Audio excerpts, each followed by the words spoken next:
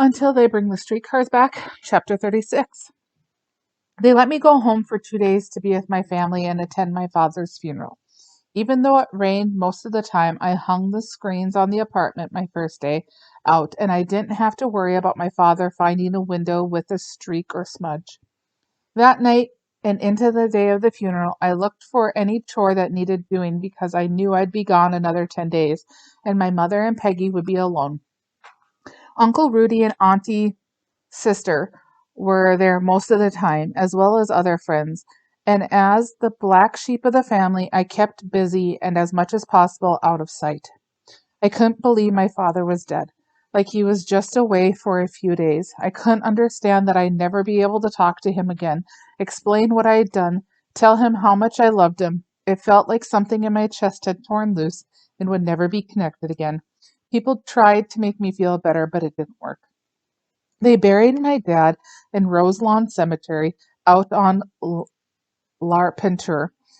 I'd gone there lots of times with my mother to put flowers on the grave of my grandmother and hear stories about my mother's childhood. I stood beside my mother and sister who sat in folding chairs for the short service. Like it would be given in to it, I refused to sit, and I could hardly breathe or swallow, and I wanted to scream and punch something in the face. I held back my tears like my father always taught me and pretended I was strong.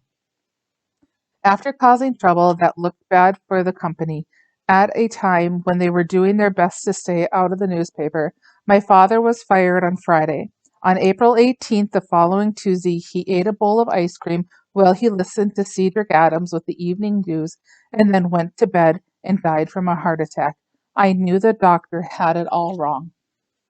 Pastor Ostrom read from the Bible, and I was standing beside the grave like Steve, knowing his parents blamed him for his little brother's death. No one said anything, but I knew they figured I killed my dad when I went to jail. The only thing that kept me from going nuts was my hope that one day, when my dad stood in glory, he'd know why I'd done it. It had stopped raining, but the skies was overcast with black clouds. I helped my mother to Uncle Rudy's car. Jerry was there with Steve and Scott, and Sandy stood back a ways with Sally and Jean. I felt shame for thinking about Lola with my dad lying back there in a fancy box. Uncle Rudy and Auntie Sister, with all of the cousins, came back to the apartment to help with the food and kind of run things. Most of the time I hid in my room, while all sorts of people milled through our apartment, talking and eating and carrying on as though my dad still drove the Grand Mississippi line. When the dishes were washed, the leftovers put away, and the last relatives had gone home, I sat with my mother and sister in the kitchen. The apartment seemed empty, like some stinking beast had ripped all the life out of it, and though I didn't know its name, I darn well knew one of his henchmen. Wham! All of a sudden, right between the eyes, it came out of the sky, and I saw that the butcher's time had come. It was perfect. I was supposed to be in jail. My mother was beat out from the last 3 weeks, and my dad's death seemed like the final blow. Our doctor left pills to help her sleep, and I saw to it that she swallowed them with warm milk. I tucked her in before 9, sitting on the edge of her bed. You be sure and get right down there. We can't have any more trouble, she said. I will. I'll change and take the streetcar. Don't come on Sunday. I'll be all right. A little over a week, and I'll be home. You're going to be my good boy, aren't you, Kelvin? Yeah, Mom. Don't worry about a thing. I'll get a full-time job. I'll take care of you. We can stay right here in the apartment. You'll see. I put my hand on her shoulder and kissed her on the cheek, but she looked so small and alone in the big double bed. I checked on Peggy and found her in her bed in the dark. I stepped into her room and only the light from the hallway. You awake? I said. Yeah. Are you going to stay here tonight? No, I moved to the foot of her bed. I'm going now. When will you be back? In 10 days. It won't be long. You and Mom will be okay. Can you stay just for tonight? No, I can't. I'll get in trouble. Oh.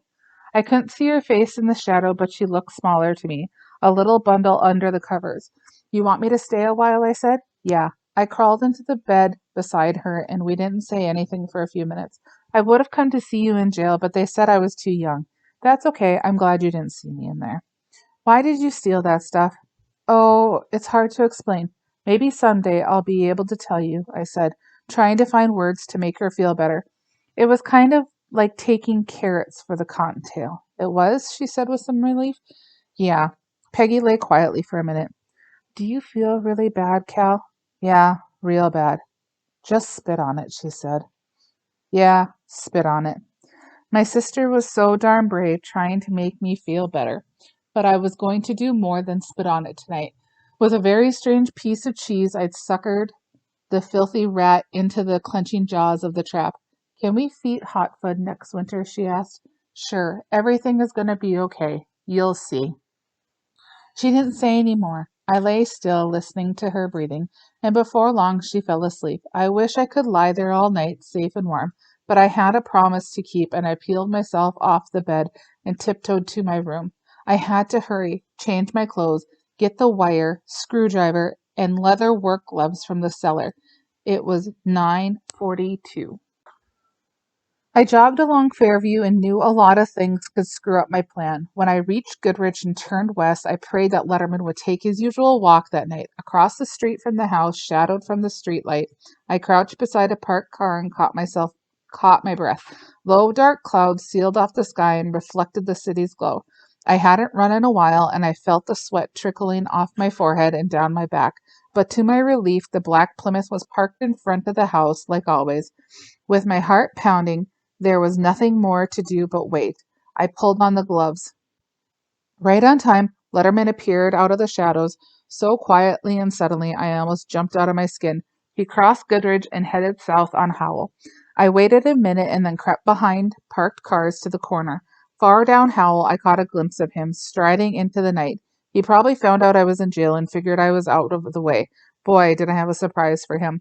I hurried to the car, opened the door, and slipped it into neutral. I leaned my shoulder into it, slowly moving the car west on Goodrich, steering with my right hand. Luckily, the street was level, but before long I had it rolling quietly through the intersection. In the middle of the next block, in the dark space between streetlights, I turned the car into the curb and stopped. In a second, I had the hood up and attached the wire to the coil. When I jumped the starter with the screwdriver, the straight 95 horsepower engine I knew so well kicked over a few times and started. I shut the hood and drove away without turning on the lights for another block. I stayed away from the thoroughfares to be safe, meandering my way toward the deserted garage. I imagined I could smell Letterman in the car, and even though the leather gloves feel his clammy fingerprints on the steering wheel. Had kids playing in the alley found my stockpile and reported it or stolen it? I carefully drove to the side streets and thought about riding the moose. It was too late to turn back. I'd have to ride it out, and I was glad.